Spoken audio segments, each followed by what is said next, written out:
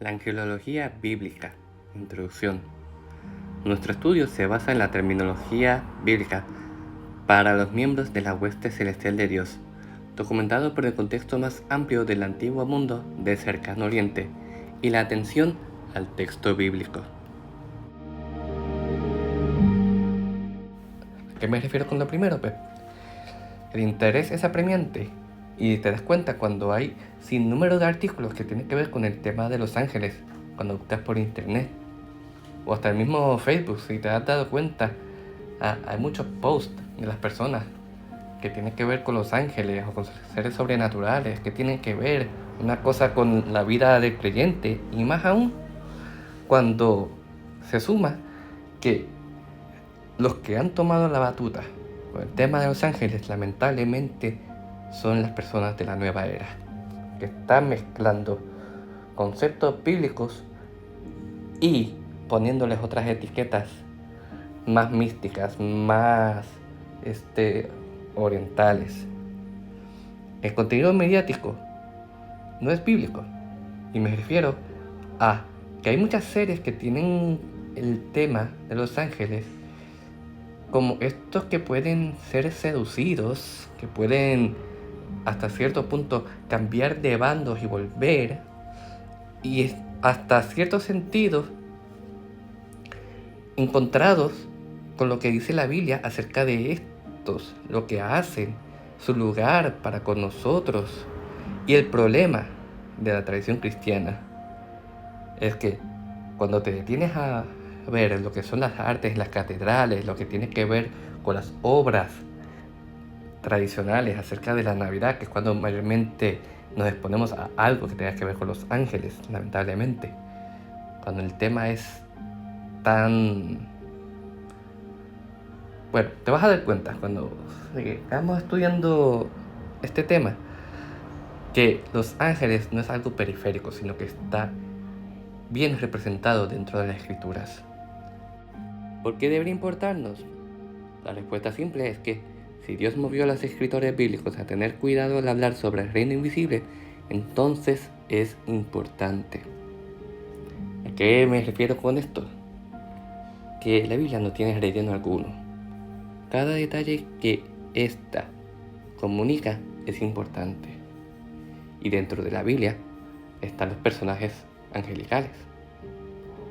Pensar de forma teológica en la iglesia, dentro de una experiencia dominical, por lo general se basa en leer la Biblia como si su contenido fuera poco más que las historias de la escuela dominical de los niños con ilustraciones para adultos, o quizás máximas importantes sobre el matrimonio, la crianza de los hijos, la restauración, la confesión y la fortaleza. Por supuesto que la Biblia habla y debe hablar sobre estos asuntos personales. Las escrituras son aplicables a todas las etapas de la vida, con todas sus alegrías, desafíos y fracasos. Pero hay más en la Biblia que eso, mucho más. De hecho, yo no sé tú, pero yo estoy convencido que Jesús es más que un entrenador de vida cósmica. Y el Dios de la Biblia tenía más en mente que una lista de habilidades básicas de superación espiritual cuando inspiró a sus escritores. Piense conmigo por un momento. Una vida bien vivida se extiende desde la sabiduría. La sabiduría bíblica involucra no solo habilidades prácticas de principios y de toma de decisiones, sino también una perspectiva eterna. La perspectiva eterna requiere entender lo que mueve a Dios. Eso solo se puede descubrir con una comprensión firme de quién es Dios, qué ha hecho, por qué lo ha hecho, qué más piensa hacer y por qué no quiere hacerlo solo. Aferrarse a la teología bíblica es el medio para estos descubrimientos, y comprender la teología bíblica es imposible sin conocer la Biblia de manera amplia y profunda. ¿Por qué deberíamos preocuparnos por los ángeles? Pues la angelología nos ayuda a pensar más claramente sobre asuntos familiares de la teología bíblica. Pero primero, la familia sobrenatural de Dios es una plantilla teológica para comprender la relación de Dios con su familia humana de creyentes y nuestra mayor importancia en comparación con estos. Aprender lo que la Biblia dice acerca de los ángeles en última instancia está vinculado a pensar bien sobre cómo Dios piensa sobre nosotros. Y por último, lo que Dios quiere que sepamos sobre los ángeles contribuye a nuestra perspectiva eterna. Varios detalles vienen a la mente. Y esto sería, para aquellos que les interesen las artes, podrían haberse dado cuenta de dónde viene la imagen aquí presente. Esta se encuentra en el cuadro Imago Dei, que es la figura adánica y la figura de Dios, cada uno extendiendo sus extremidades, buscando tener ese contacto.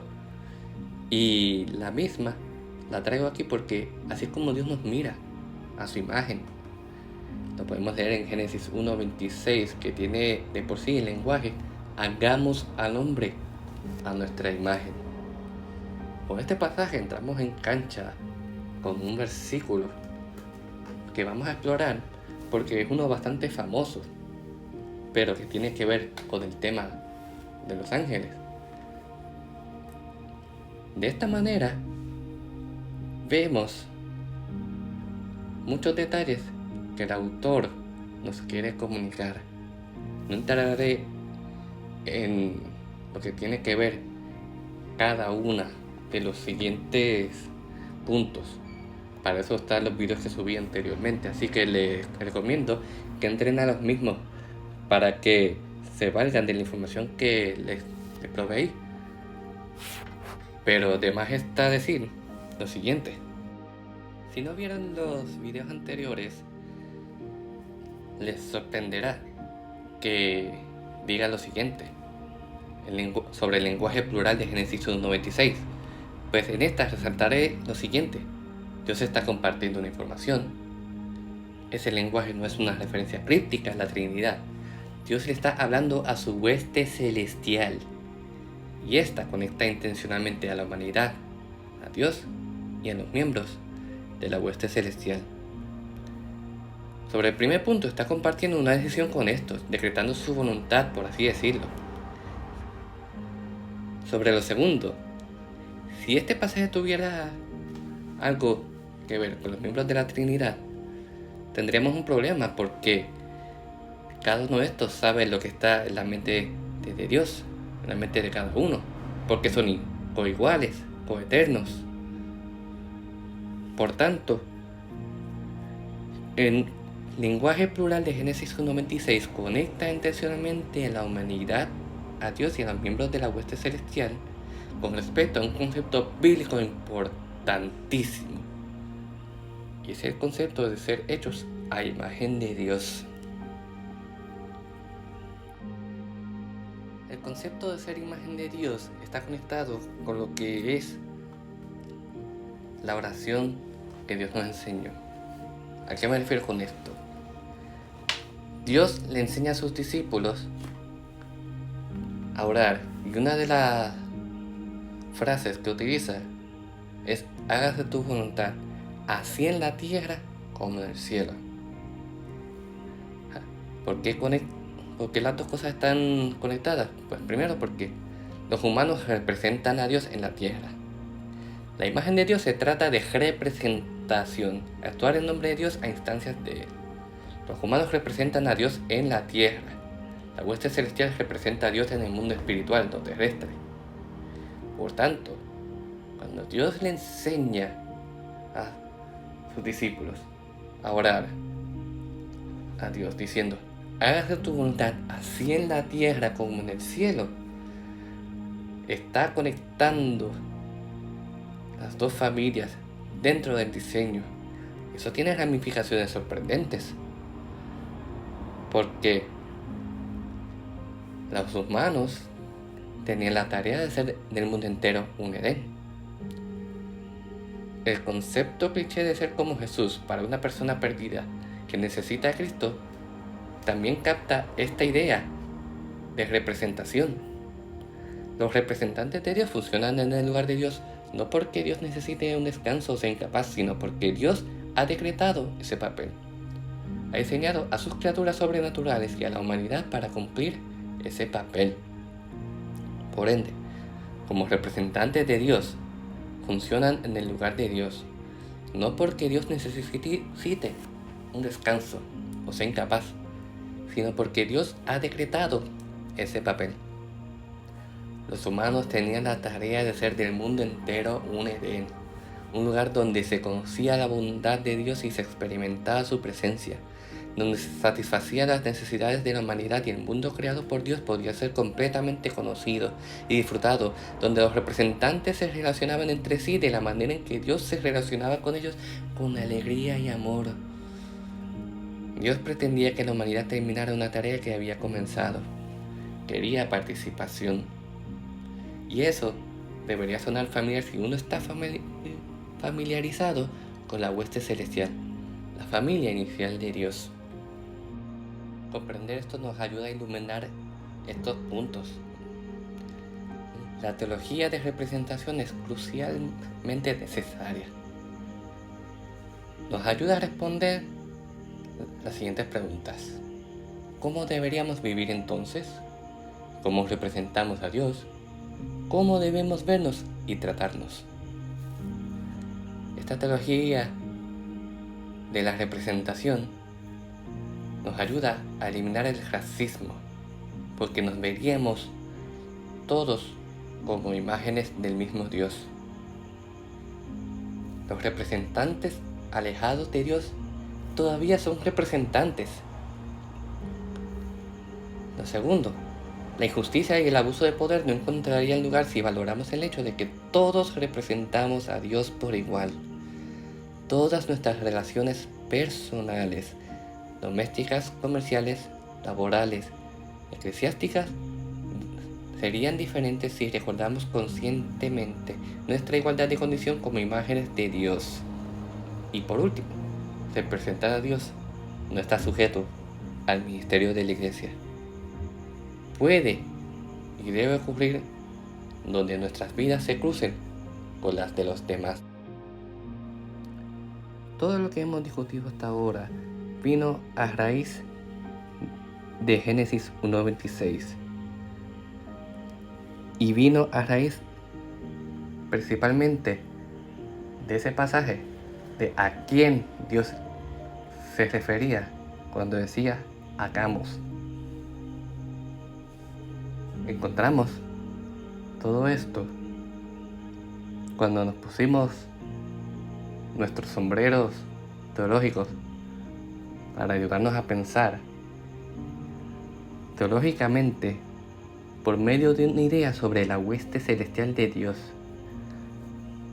Lo creas o no, la idea significativa y práctica de representar a Dios se amplió gracias a una angelología más perspicaz, extraída de los plurales aquí traídos en Génesis 1:26, donde aprendimos que Dios está hablando a su hueste celestial. Esa idea nos ayudó a pensar sobre la vida santa de forma práctica, gracias a estos elementos aquí discutidos. Así que este estudio bíblico no tiene como meta llenarte de información, llenarte de conocimiento única y exclusivamente, sino que vamos a encontrar muchas ramificaciones prácticas sobre esto y más. Pero esto no acaba aquí, porque segunda razón por la que esto importa, una teología bíblica de la hueste celestial ayuda a moldear la perspectiva eterna, a recordarnos que el mundo terrestre como lo conocemos no es nuestro verdadero hogar. Somos hijos de Dios. Ellos eran hijos de Dios antes que nosotros. Aunque no había debilidad o necesidad en Dios como la soledad que nuestra propia creación debía llenar, la Biblia deja en claro que Dios quería más hijos. Los humanos no podían atravesar su hogar, pero Dios podía residir en su hogar. Y así la presencia de Dios descendió a la tierra para establecerse. En ese instante les comparto dos pasajes para que vean la siguiente explicación. Es que la caída puso una coma en los eventos. El punto es que Dios quiere estar con sus hijos, como lo escribe 1 Pedro 1:19-20. Él nos quiere donde Él está. El plan era mezclar sus familias divinas y humanas en la tierra, en deferencia a las limitaciones de la encarnación humana. Se supone que el hogar es donde está Dios. La caída interrumpió la vida hogareña que Dios pretendía para sus hijos humanos. Y Efesios 1:4 nos describe que sin embargo la intención se mantuvo segura. La carta de los Hebreos nos deja saber que Dios ideó un plan de redención centrada en la humanidad. Pueden leer los pasajes en la imagen, pero quisiera comentar algo, y es que reconocer que nuestros hermanos sobrenaturales eran parte del deseo original de Dios de tener hijos humanos, tanto que actuaría a expensas de los celestiales para nuestro beneficio, ayuda a dar forma a la perspectiva eterna. Si Dios quiere que volvamos a casa en ese grado, ¿por qué temeríamos partir de este mundo terrestre? El Salmo 116:15 dice: estimada es a los ojos de Jehová la muerte de sus santos. Si no debemos temer a la muerte, no deberíamos estar tan distraídos por los asuntos de la vida que no se vive en nuestro hogar real. ¿Realmente creemos que la vida en este mundo tan maravillosa como puede ser, puede compararse con lo que está por venir? ¿Realmente creemos que el dolor y la decepción que inevitablemente son parte de la vida en este mundo es donde termina nuestra historia? Podemos pronunciar las respuestas correctas a ambas preguntas, pero lo que realmente creemos sobre nuestro futuro se puede ver en la forma que vivimos en el presente. Y es que lo que Dios ha planeado para nosotros es eterno gobierno con Cristo. Una teología de la hueste celestial es indispensable para concebir nuestro destino eterno como co-gobernantes con Jesús. La participación de la hueste celestial y reclamar las naciones que actualmente están bajo el dominio de seres malvados y sobrenaturales. El cielo estará en la tierra. Eso es parte de lo que podemos ver en Apocalipsis 21 al 22. Y es que la vida eterna se vivirá en un nuevo Edén, un paraíso global que cumple la intención original de Dios, que la presencia de Dios y el glorioso Rey mesiánico Jesús estará allí. Como vemos, seremos como Jesús. Y este Jesús cita un salmo mesiánico, es el Salmo 2:9, que dice originalmente: los quebrantarás con cetro de hierro, los desmenuzarás como vasija de alfarero. Vemos cómo nos lo aplica en Apocalipsis 2:27 cuando dice lo siguiente: y las regirá con vara de hierro, así como son desmenuzados los vasos de barro. Y Jesús nos otorga el privilegio y el deber de compartir el trono con Él para gobernar la tierra. Lo leemos en Apocalipsis 3:21. Al que venza, le concederé sentarse conmigo en mi trono, como también yo vencí y me senté con mi Padre en su trono. Pero antes de eso, hay una transformación que debemos experimentar. En el siguiente pasaje contestará algo que posiblemente te hayas preguntado, y es: ¿cómo nos veremos en ese nuevo cielo, en esa nueva tierra? Esa transformación que debemos experimentar en el fin de los tiempos. Primera de Juan 3:1-3 dice: mirad qué clase de amor el Padre nos ha concedido, que seamos llamados hijos de Dios, y lo somos. Por esto no nos conoce el mundo, porque tampoco lo conoció a Él. Amado, ahora somos hijos de Dios, y aún no se ha manifestado lo que hemos de ser, pero sabemos que cuando Él se manifieste seremos semejantes a Él, porque veremos tal como Él es, y todo lo que tiene está esperanza en Él, se purifica a sí mismo como Él es puro. Además de esto, en 1 Corintios 15, 35 al 49, por ende los creyentes en el nuevo Edén heredan el gobierno de las naciones.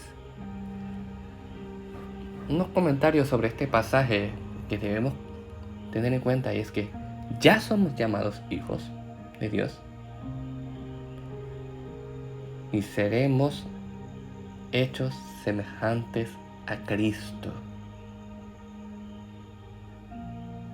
Y el señalamiento, como Él es puro, les adelanto que es importante resaltar esto porque en Job,